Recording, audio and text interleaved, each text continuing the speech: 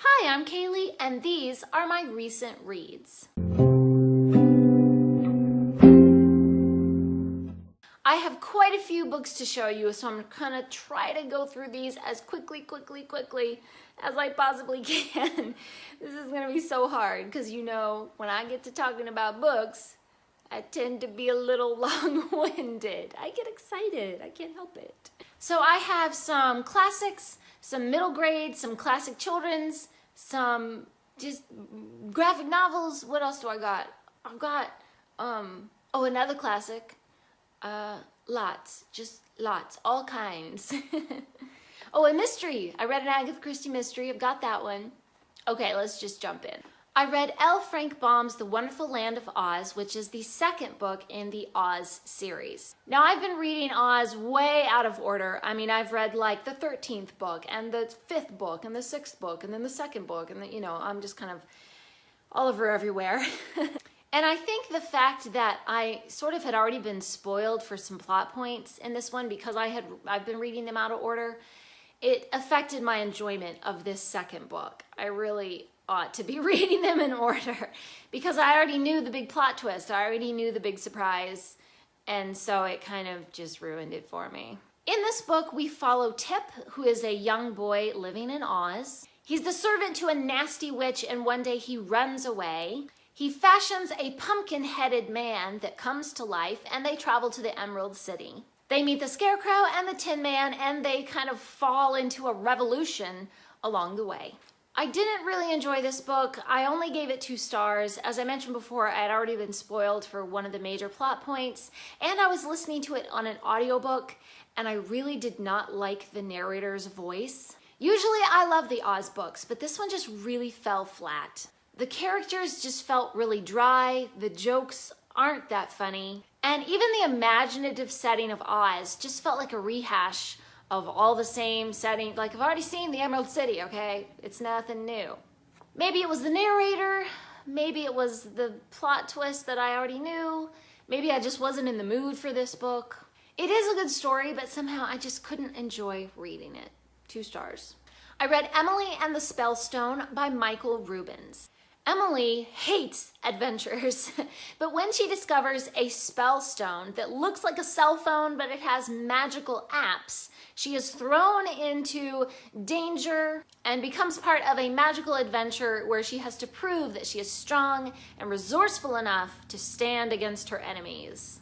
A fiery monster named Gorgo is trapped inside the spellstone, and he vows to eat Emily if he ever gets free.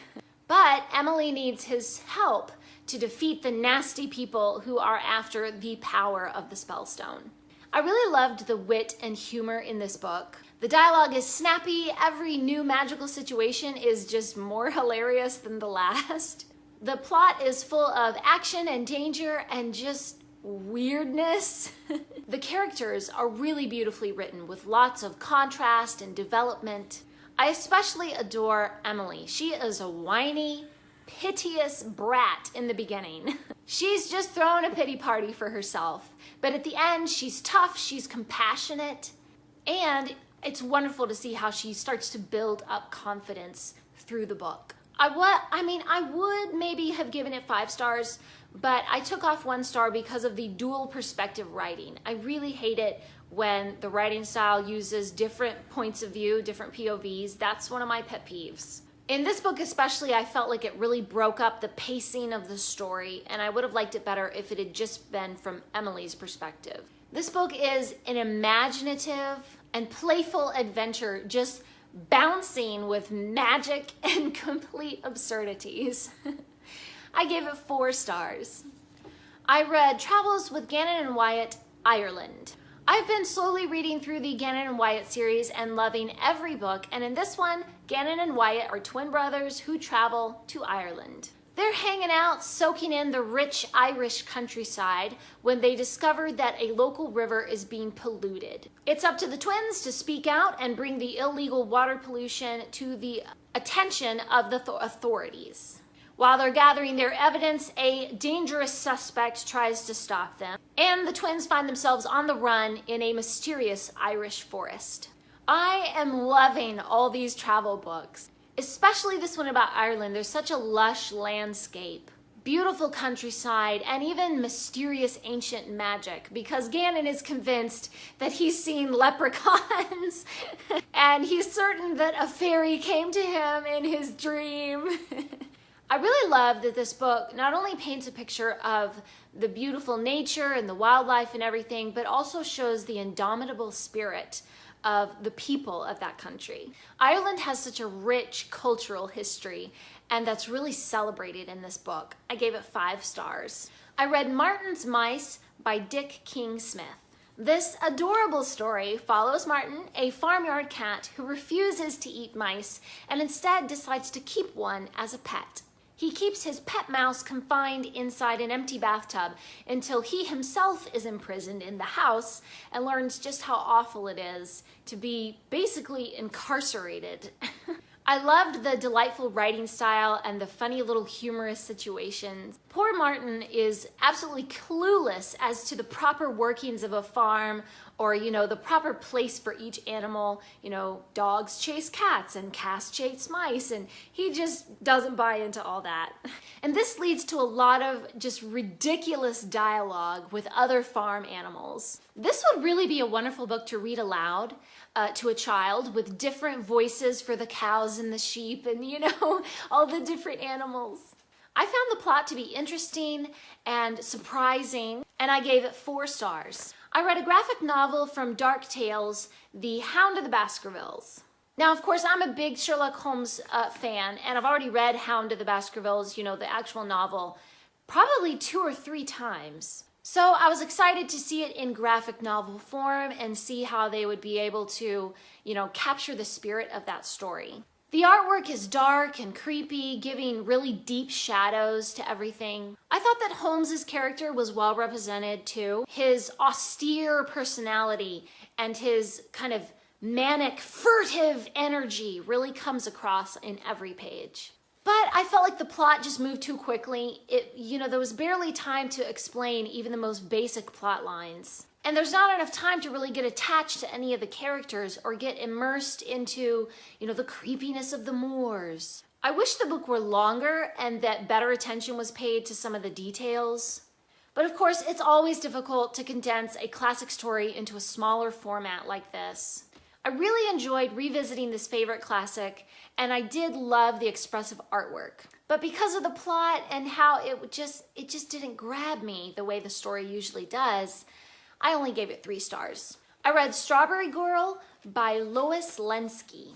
This book is about a family who moves to a new farm in Florida, and they want to start basically a fruit and vegetable farm with emphasis on growing strawberries.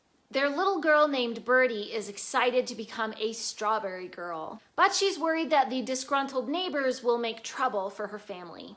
When the neighbors' pigs and cows trample over their new strawberry plants, Birdie's father is outraged and vows to get revenge. This begins a feud between the 2 farmers, but the farmers' children are all eager to make friends.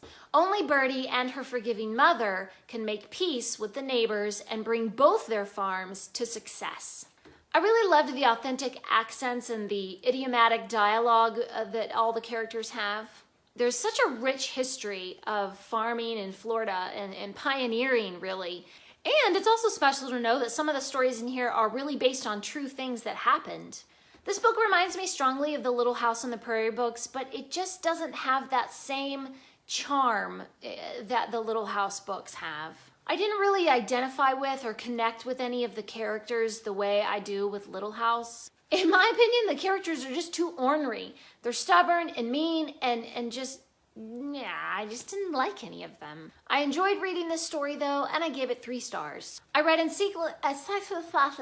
Encyclopedia Brown's Book of Wacky Cars. I really love Encyclopedia Brown, and I wanted to be just like him when I was a little kid. I wanted to be smart like Encyclopedia. So I've slowly been trying to collect all of his books, but this one kind of disappointed me. I guess I thought it would be like the regular Encyclopedia Brown books with a lot of little mysteries, but it wasn't. This book focuses entirely on weird car facts from history. There's only one actual Encyclopedia Brown mystery at the beginning, and it was just sort of a dud. I mean, it was easy to crack. It didn't surprise me. And the whole rest of the book is just filled with little factoids and interesting anecdotes from history about cars. So I only gave it 3 stars because I guess I was expecting a different type of book. But I think that anybody that really likes cars or is just interested in funny facts from history would really like this one. I read an Agatha Christie mystery, which it's been way too long since I've read any Agatha Christie, so I just had to pick up Dead Man's Folly. Poirot is invited to give away prizes at a staged murder mystery hunt, sort of like a treasure hunt. The hunt is planned by the scatterbrained Mrs. Oliver, but when an actual murder occurs, it's up to Poirot to unravel the real clues from the fake ones that were staged in the game. I really liked the cast of characters in this book. There are some really forceful personalities and some interesting and strange characters that come in. Poirot is absolute perfection, of course, and I love the delicious Mrs. Oliver. She's such a wonderful oddball, full of imagination and contradictions. The writing is excellent, as always. The plot keeps you guessing. And after the astonishing reveal at the end, I spent another half hour just thinking over the mystery and going back in my mind and going, oh, that's what they meant when they said that thing in chapter 3. I was fitting in all those little pieces and remembering all those little details and going, aha, I should have known. Even after finishing the book, I was still thinking it over and just basking in the intricacy of this beautifully woven murder mystery. I gave it 4 stars. I read The Haunting of Granite Falls by Eva Ibbotson. Young Alex is, I think, 11 or 12, and he is the Laird of Cara, a Scottish castle. He's forced to sell his ancient and dilapidated castle to an American millionaire who tears it down brick by brick carefully and ships it over to the United States to reassemble it in Texas. Poor Alex is heartbroken to have to leave his ancestral home, but the worst thing is having to leave his friendly ghosts who have always haunted the castle of Cara. This has all the charm and silliness that I've come to expect from Ibbotson's books. The writing is fresh with a whimsical storytelling style. I really love how weird and just wacky the characters are. And every detail about those characters really carries weight in the story. The plot is full of preposterous surprises and, of course, plenty of action. One of the best things about Ibbotson's writing is how she takes these ordinary things and just turns them upside down and makes it into something new, to the astonishment of the reader. I read the graphic novel The Lost Path. 3 little boys are following a treasure hunt map in the forest. They misread the map and get lost in the darkest, creepiest part of the forest. They meet odd creatures, see strange sights, and they try to avoid the dark, magical powers of the forest. It's pretty grim and even violent at times. The plot really lacks cohesion. I actually had to read the ending twice just to figure out what really happened. The illustrations are sometimes really lovely, but other times they just seem sort of bland and plain. Some of them are in color and others of them are in black and white. I was just really not impressed with the story. It jumps all over the place and a bunch of stuff is just kind of left hanging and it's not really explained. I liked the whimsical characters at first, but then I quickly got bored with them because they never change. They just kind of say the same stuff over and over again. Overall, I was not happy with this book. It's poorly constructed. The illustrations were disappointing and there's no character development. So I only gave it 2 stars. And those are the books that I have been reading recently. Please leave a comment and let me know if you've read any of these, or leave me a comment and just let me know what have you been reading recently. Thanks for watching. Please subscribe, and remember, the right book in the right hands at the right time can change the world.